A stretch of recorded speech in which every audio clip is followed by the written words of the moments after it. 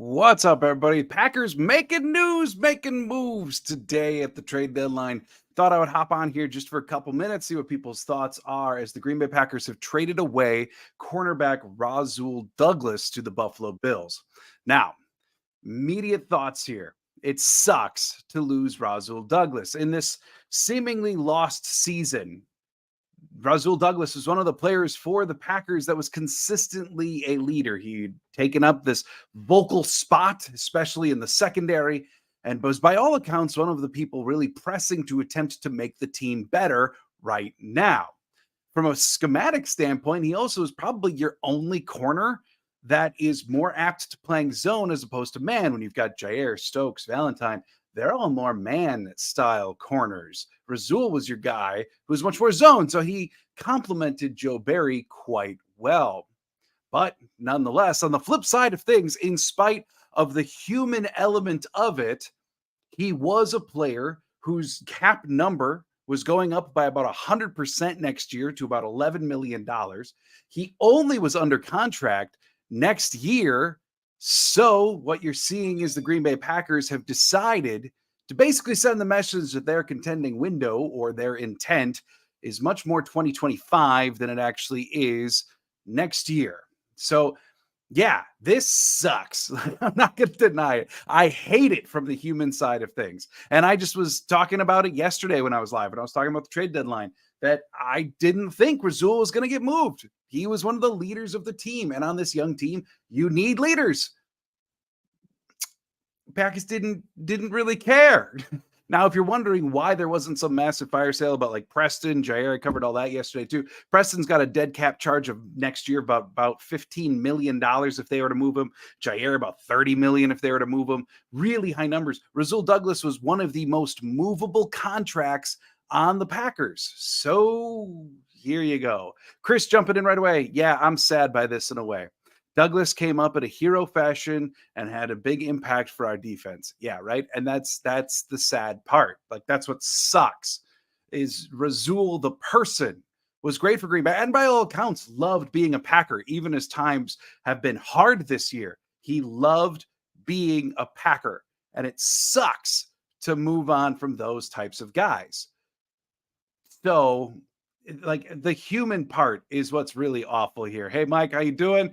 Yeah, if you haven't seen the news yet, Rasul Douglas has been traded to the Buffalo Bills. Happened right as the trade deadline was passing about 20 minutes ago.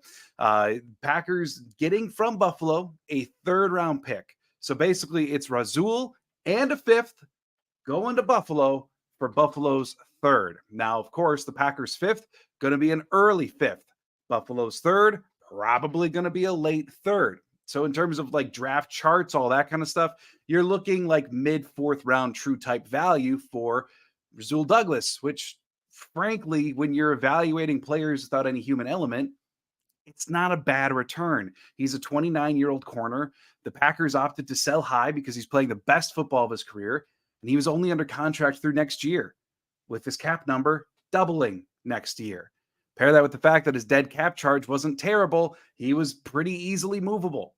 What sucks here is the human element. And I think Brian Gutekunst basically just sent the message, or the Packers did, to say, hey, next year, 2024, we're still going to be in this rebuild process. We're aiming for 2025.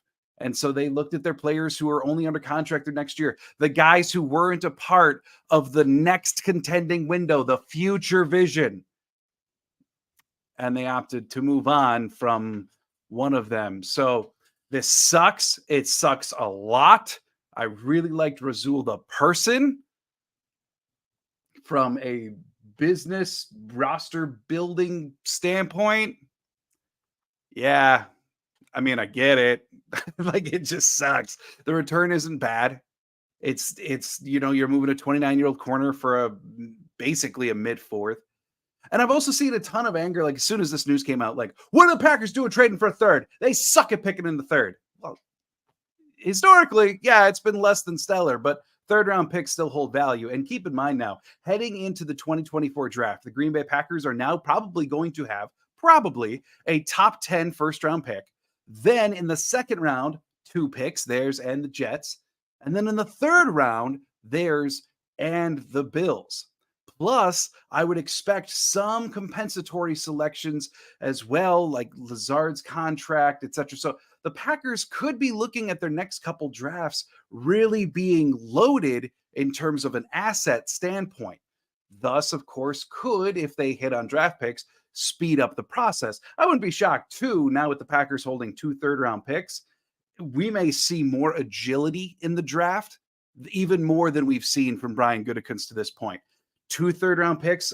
Let's assume the Bills is late, Packers is early. You could package both of those to get up to about the mid-second round, or package your early third and one of the seconds to get back up into the first. Tons of agility and options here for Brian Gutekunst to go get the players that he wants now in the draft. It just sucks losing an individual who loved being a Packer, who is one of the leaders of the defense, and even in this lost season, one of the guys who was truly trying. I mean, they're all trying, but like Rasul is different, and that's what sucks. Patrice, this one hurts. I loved Rasul Douglas a lot. Yeah, I get it. I don't like it from the human standpoint, but business wise, finance wise, collecting assets to help with the rebuild wise, yeah, I get it. Just sucks. So figured I would hop on here for a couple minutes now. In case you're wondering, the trade deadline has passed. There are no other trades made by the Green Bay Packers today. This Rasul Douglas one is the only one. And if you're wondering why didn't they trade Preston, like start the fire sale, start the tank, tear it all down.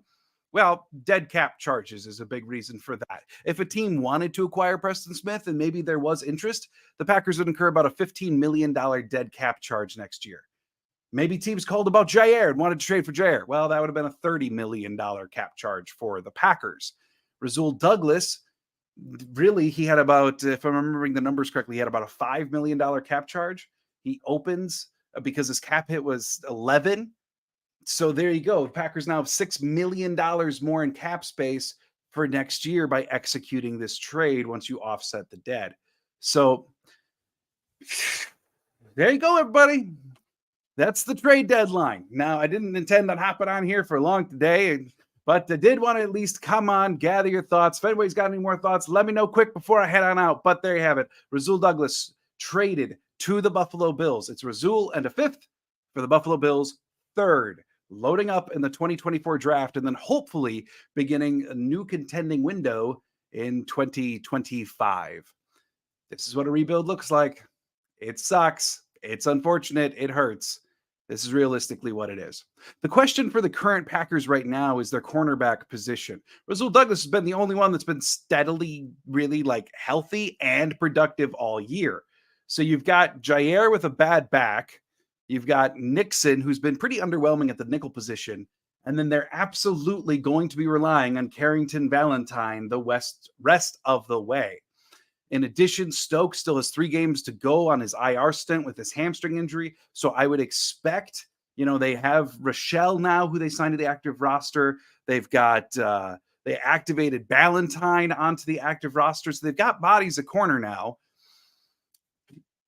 Just bodies that haven't exactly established themselves on an NFL roster for very long at the bottom of the depth chart. So we're going to see what exactly this looks like. I do have to say, when I saw this news come in, like Rasul Douglas is really the only corner you've got that's more suited for zone than man. Stokes is very much man, Jair man, etc. Right? And this feels, if you're familiar with the movie Moneyball, it feels just like when Billy Bean is sitting in his office going, they keep on playing Pena. We need to play Hatterberg. We're going to shake things up and trade Pena. Make them play Hatterberg. Then he just started shipping people off, right? Like, I know it's not intentionally that, but it has this feel of like, you know what? You don't want to play man? We're going to make it play man. We're going to trade away your zone corner. Yeah. Look, from a human element, it sucks. Business, finance, I get it. It's part of a rebuild. And these are the pains involved. So, well, I do believe those are my thoughts on the trade. Tomorrow at 4:30, going to be going live again on the channel. So if you've got more thoughts about Rasul Douglas tomorrow, you just need a night to process. I'll be doing the same thing. But tomorrow, 4:30, I'll be live here on the channel. Hop on in. Let me know what you're thinking. Let me know what you're feeling. Let's talk Packers before they get ready to take on the Rams this coming weekend. Thanks, everybody. Hope you have a good night. And as always, go Pack Go.